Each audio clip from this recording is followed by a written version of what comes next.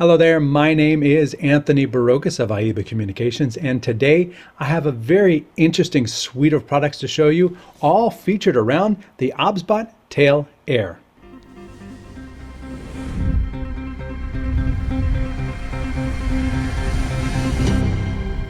I've spoken before about how NDI really enables end users like you and me to really level up our production. And now coming into the NDI world is this little suite of cameras, the OBSBOT Tail Air. They are available in single models, and OBSBOT sent us 3 of them as a package to really show off the system and how it can come together for you. To start off, let's do an unboxing of what comes in the kit, because actually I think this is pretty impressive in and of itself. These days, everybody seems to be shipping it in very upscale boxes that are very nicely done, very tightly put together, and OBSBOT is no doubt joining in that. We have Mastermind on air and reflective metal.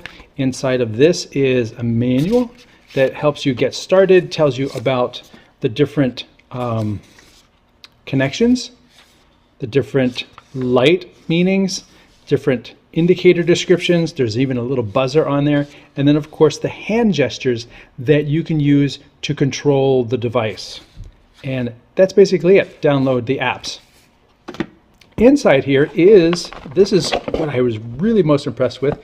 I mean, you get the box, but nobody carries their cameras around in the box that they come in. But for them to include, let me store this one here. For them to include this nice storage case that's hard, you can put this in a camera bag and it's going to protect the camera day in and day out. So this is a very, very useful tool in terms of being able to move your tiny little portable cameras into different locations. So we unzip this. In here is your camera. And you can see how it's form molded for your camera to only fit one way. You've got the camera itself, which features an HDMI out, a micro SD card in, your indicator as to what status is in. This will change color depending upon if it's zoomed in or not, if it's recording or not, if it's following you or not. Continuing along, you've got your charge indicator and your battery strength. You've got microphones, little microphones going all the way around. On this side, you've got your USB-C port, which is for charging and for Ethernet connection if you're going to go wired, your power button, and then a microphone input as well. There's a little openings for the internal fan. It's very, very quiet. Down at the bottom, you've got a 1/4 thread and a set of pins so you can connect this to a 360 mount that has an even bigger external battery. And then, of course, up top, you've got the camera. And we'll just peel that off because we will be using this camera today. Also in the box is a couple small black pouches. Just going to rip them. This one is your USB-C to USB-C cable. For those of you who do not have USB-C on every port in your office yet, there is a USB-A to USB-C adapter. And then there is also a very interesting little add-on, which is a USB-C to dual USB-C, specially built for them. And you can see it's got a charge indicator on one side and then your communication on the other side. So this is where if you were using the Ethernet adapter, you could plug your Ethernet adapter in here for communication and then plug your power in here, which is very interesting because the Ethernet adapter itself has an external power input as well. So I guess it just depends where you want to put that power into your camera. So I'm going to put these solutions back into the case here. I'm going to close this up. I could definitely see somebody getting a big red marker and labeling them 1, 2, and 3 on the cases. So let us now, after taking a walk through this, I have one set up. Let's get started by looking at that. Now, you might be asking yourself, really, like, it's just another pan tilt zoom cameras. They're everywhere. What is the real appeal to this thing? Well, if you've used any of the typical PTZ cameras, this will definitely have some appeal in terms of being portable. Also, this does not include power. It can be powered over Ethernet, but this includes a battery as well. And you can stream directly from this through your phone. So this is a single camera solution, whereas this is heavily dependent upon stuff outside of the camera to make it part of a whole. But this can be included in a multi-camera solution just like this because they both include NDI. This is full NDI, this is NDI HX. And this is basically what I mean. You could put this on top of a desktop or inside of a conference room and it doesn't take up much room at all. You can have this camera swing around to follow multiple people, and that way it's a very discrete system in terms of being portable, but also on location. It's not really drawing attention to itself. So let's get started going through the software. I have the app here loaded on an Android tablet. It's an inexpensive Amazon Fire that I've purchased for myself, and I find this as a handy tool because it's only 7 inches, so I could easily just carry it. I can walk around with it. It's not a really big tablet, but it's available for iOS and Android. And here we are. We're going to connect to the camera directly, and I'll rotate it. It works mostly in landscape mode. Interestingly, vertical mode for accessing the cameras, landscape mode for when you're actually connected to the camera. Here at the top, you can see the home icon that takes you back to the screen so that you can access other cameras on the area.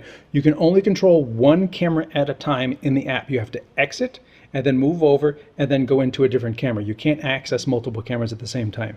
Here is your shot layout. So I can go into this and I can see various shots that I have saved as my pre-zoned positions. So we're going to tap on it here, and it will go over to that shot, and then there it is. And then I can go into my shot 3, which is a little tighter, and then there it is. And you can see on top it's showing me on the air, it's showing me what my wide shot is, and it's showing me what it would be auto tracking.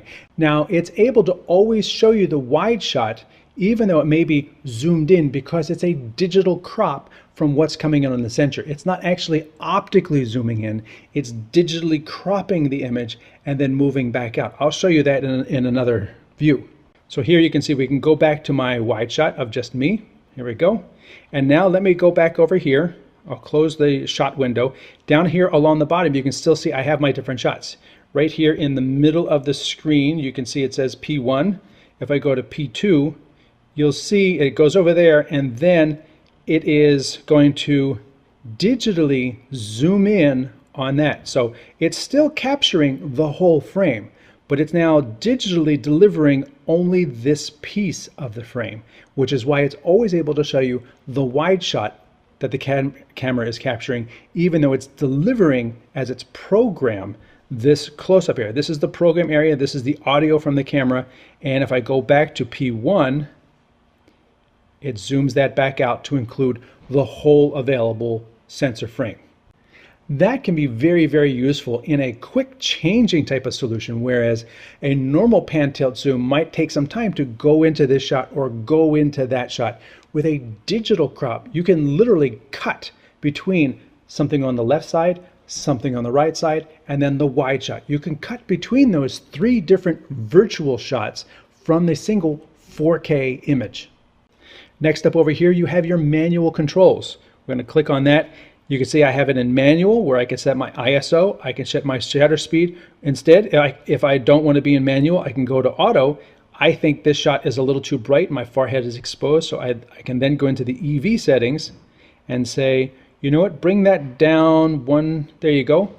And that looks a little bit better. In terms of seeing this, it's dark on the screen, but it looks properly exposed in the video. Or, like I said, you can go back into manual, and there you have an exposure of 100 a shutter speed of 1/60th, so I get a natural blur. Whereas if I put it in EV, I really don't know what the camera's doing. I don't have control over that. Autofocus is on continuous, so that as I move around, it's going to be continuously refocusing on me. I'm going to close that up here. Next up is playback controls. This is for when you are streaming directly from the device, you're able to load media and play it back, like an introductory video or a pre-show video. Down at the bottom here, you have your menu commands. That brings up a whole slew of menus. We'll get to that in a second. Down here, you have your AI settings so that you can then draw across the frame. There you go. Now you can see the bounding box it's using to track me, so that if I move over here, it's going to track me over here. And if I move back, it's going to track me back. Now, if I move really fast, it's going to kind of be behind. It can move quickly. The next item is your speed. It's the standard speed. You can say slow speed if you don't want it to be tracking you and jerking around, or you could select fast speed if you're doing something with sports and you need it to be able to move very fast. Lastly, you can adjust the crop so that if you really just wanted to copy one thing, you can make sure, like, if I'm always here and I feel like my headroom is a little bit off, you can adjust this so that it's going to frame you a little higher. And I haven't seen this before in an auto tracking system where I get to go in and I get to correct how the AI is doing the cropping. Whereas I see most of them tend to put the head, right in the middle of the frame, and then there's all this extra space over top that has no use whatsoever. If I wanted to really frame that person, I'm going to frame that person a little higher. There we go. It's getting there. And then that way I can also get their hands in the shot. And that's going to be a very important feature. Next up across the bottom, we have your PTZ controls. This is how you can move. So you can manually move the camera around like this. You can tilt it up. You can tilt it down. You can crop the image and save them as virtual. So there is, you can see my shot over there. I've actually used this type of zooming with Mevo cameras before. I did a video on that, and this active mode lets you act like it's a real camera, and it's going to smoothly move between one shot and the other. So it's nice to be able to use this as a virtual camera operator in the camera, and then I can zoom out and I'll slowly zoom out, etc. Let me make it full frame. Next, we've got just your zoom control, which is also available when you're in the PTZ area. This will go up to 4x, and I have tested it, and it's actually quite impressive. Remember, you're doing 4K. I'm delivering HD in this mode, and if I'm capturing 4K, maybe even slightly larger than 4K, and I'm delivering HD, I already have 2 times more information. So I can go into a 2x crop, 210, and I'm not losing any information. I'm merely giving you pixel for pixel what is HD. Then after that, then I'm doing a 2x crop into the sensor area. But with today's technology, it's looking better and better, far better than digital zoom used to be. And then over here to the right, you have your saved positions, P1, P2, and P3. I think P2 is still saved, P3 is still there, and then P1 is right here. So let me show you how to save a position. So what you can do is you come in here and you reframe the shot like this, and then you can press and hold update, since I already had P1 saved. So here's now P1, and then I can go to P3, which now is just a pan and a zoom, and then back to P1, back to me, and then back out to the whole frame. And I'm going to save that as P1 again. Save, update, and we're good. That's how easy it is to update the virtual camera movements in the OBSBOT Tail Air. Now it's time to dig into the menus a little bit. over here on the left hand side, what I've done is I clicked on the 3 dots. That opens up the menu, shows you my battery level, shows you whether I'm recording or not, my Wi-Fi connection. Your gesture controls are right here. You can even turn them off so that while you're doing something, if you're doing a conference and somebody holds up a sign, it doesn't automatically do something on you, because that's very true. These are, automatic things. If I see this sign, I will do something. If someone holds up their hand like to ask a question, it's going to start doing something. It's going to start auto tracking. Well, maybe you don't want to auto track it. Maybe you have presets and you just want to go between the presets. Then you make sure that I'm looking at the blinking light on the device. Make sure you turn off the controls if you're in a situation where you are manually controlling the cameras. Go back out. Built-in mic. You can turn the built-in microphone off if you're using other microphones, or just turn it down on whatever mixer you're using. And then your audio settings. You can see it's getting good audio from me. It's got automatic gain on, and it even has some built-in noise reduction, which is pretty cool. There's the face auto exposure, and I have tried that. I was not necessarily too impressed with the face auto exposure. It seems to always be a little bit brighter than I think it should be, especially on my very light skin.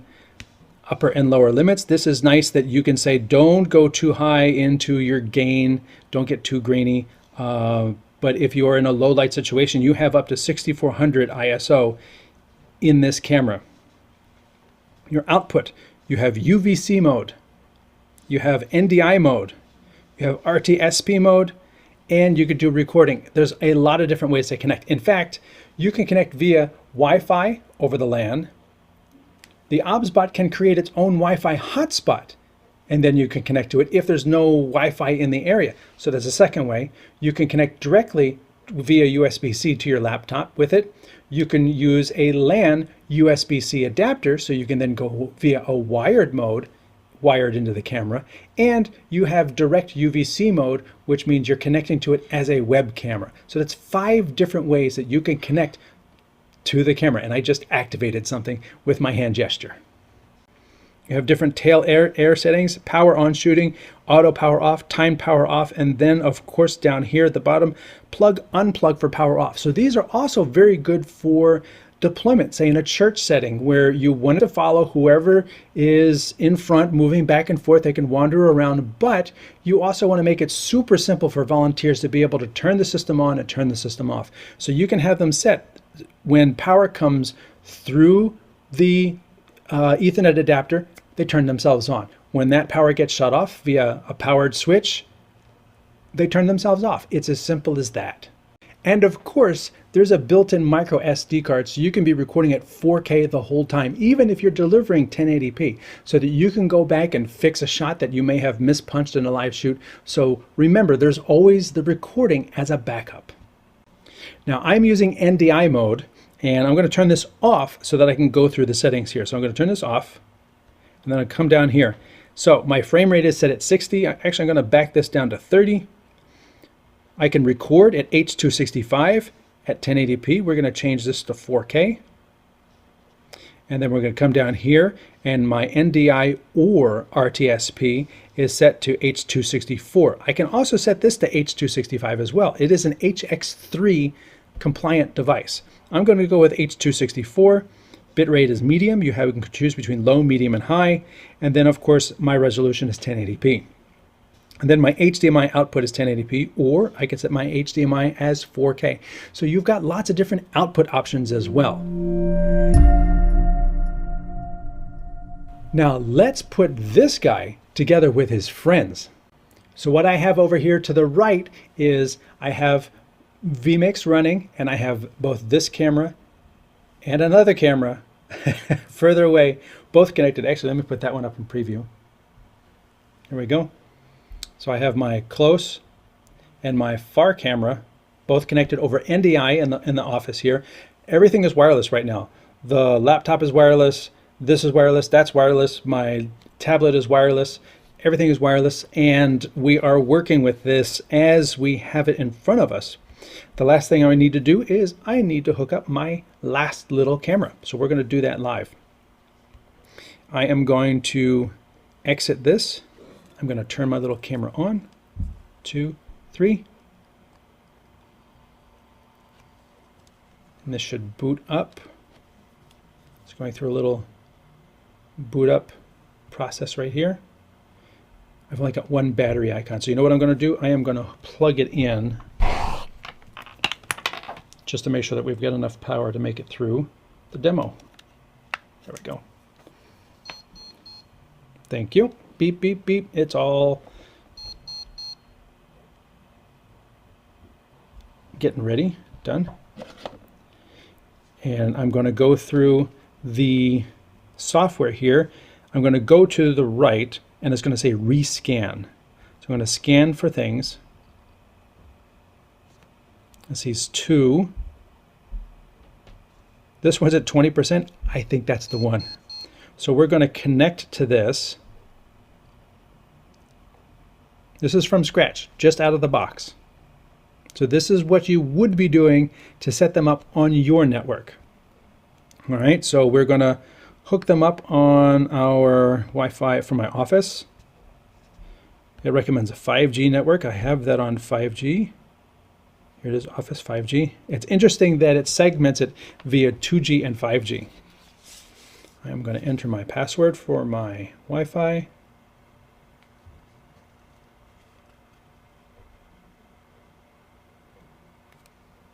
And now it tells the OBSBOT to connect to the Wi-Fi, and then it reconnects to it that way. It tells me there's no SD card in this one. First thing I'm going to do is I'm going to go down to my NDI, and here you see this one, it needs to be activated. So you need to go in, purchase a license for NDI, which they have provided for me for this demonstration, and I'm going to go do that now. So there you see it is now activated, and I am going to turn on NDI. Note here that after enabling NDI, you're not also going to be using it as a webcam, RTSP, and also HDMI is not going to be available.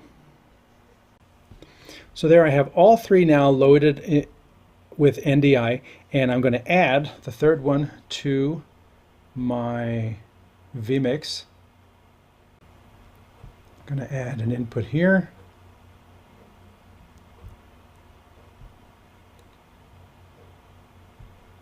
Come up to NDI. And I'm going to guess it's this one.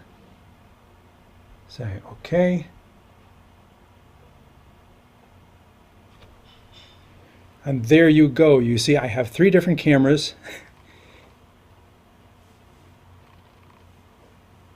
And all of them are wireless. All of them are, all of them are now, are they all tracking me? No, none of them are tracking me. Ooh, they're all green. If I go like this, I got 2 blues. Here we go, here we go. Still going, still going. And it would be kind of interesting if I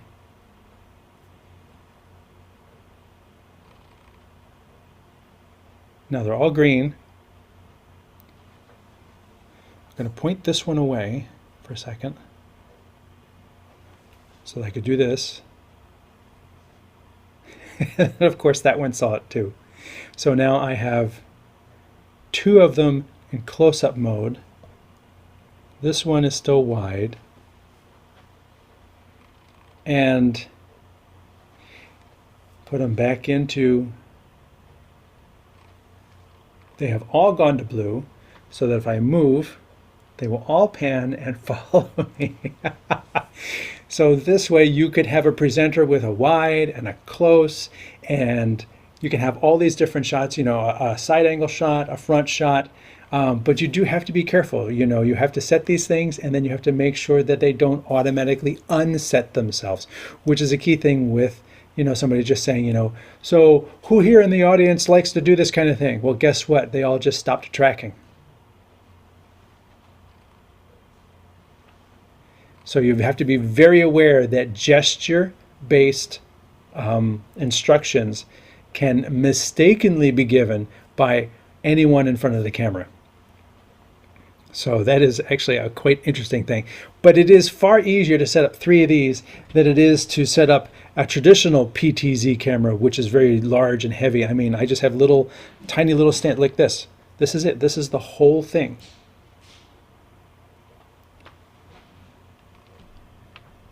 And it just sits here on the table, and it's doing what it needs to do to follow me as part of this show. Now, I have one more very cool feature available. What are you blinking at now?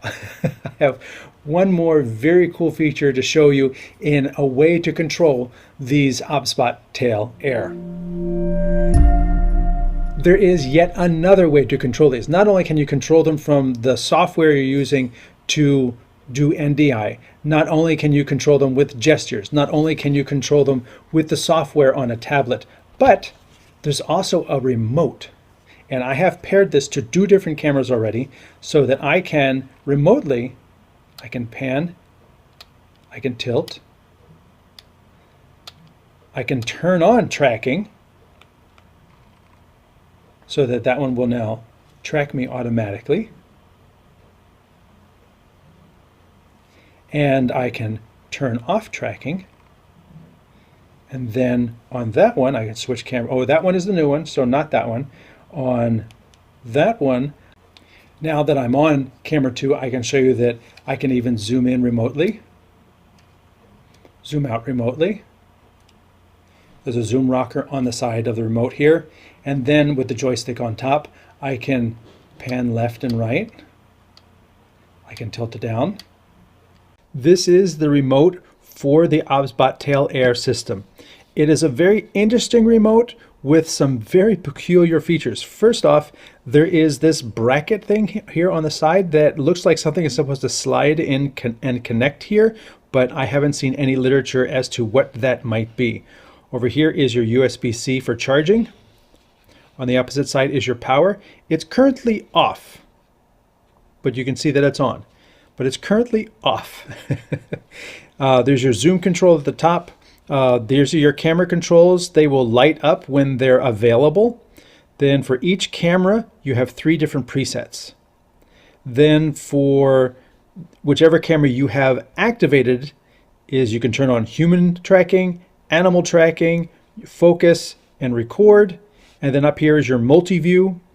This is your activity indicator, and this is your power button. You don't turn the power for this device is here, but you can turn these devices on with this. So even while this is off, I'm getting status that 2 of my items, 2 of my cameras are on, and with this, I can remotely turn them off. So technically, while they're off, they're still on and listening to information from this remote. And while this remote is off, it's still on and listening for the status from the cameras. So it's a very interesting system. When I see if I push these buttons to try and get it to change, or I push presets, this does not light up. If I turn it on, now I can change what camera I'm talking to, and you see the status light up. So if I go to camera 2, now that as I move the head, you're seeing the command go out to the camera. So this is how you would pan and tilt the camera right here. As I said, this is your focus, your tracking, and I'm sorry, not focus. This is your zoom, this is your focus, and this is where you set your presets. Press and hold here to set your location, and then just tap it to make it go to that location. But as I said, it's a very interesting system in that even when the cameras are off, I can use this to see which are on and turn them on remotely. And even while this is off, their status still shows up. So it's very easy to change cameras and go to a different preset. Like if I want to get from camera 2 and I want to get to camera 1, preset 1, that was very fast. Whereas doing it via software or maybe even a switching tool is going to be a little bit slower. So going to camera 2 and then going to preset 2 is super fast. So with this, it's very easy to be able to tell your cameras to go to presets Or if somebody's very dynamic on stage, it's very easy to be able to just stay with them and follow them with the remote. Another accessory that is part of this ecosystem is this Power over Ethernet adapter. This thing allows you to bring in Ethernet, which includes power, that will be converted to the cable that goes to USB to the OBSBOT. It'll charge it, it'll keep it powered, and it will also carry the data back for streaming and or NDI. If you don't have power over Ethernet, you could also apply power to this adapter itself, and it will carry that to the OBSBOT camera through this one cable. It works standard for any Ethernet. Just plug it in there and you're good to go. This way, your devices can stay wired. You don't have to worry about any sort of wireless issues. They can be wired and powered without issue. The last accessory, which I don't have, is an extended base that offers 360-degree panning, because these cameras, they can only go so far. They stop at a certain point, so they can't continually follow someone around. If you're doing sports, particularly water sports, skateboarding, or cycling or something, where you need to follow someone all the way around, a 360-degree base that can keep rotating is going to be very, very handy. Plus, it uses the contacts here to provide additional power. It said up to 7 hours of power to the device. So this has been my look at the OBSBOT Tail Air system. Remotes, cameras, networking. I think you'll find this very innovative if it fits your needs in terms of being small, lightweight, portable, battery operated, and offering a lot of different ways to control. My name is Anthony Barocas for Streaming Media. Thanks for watching.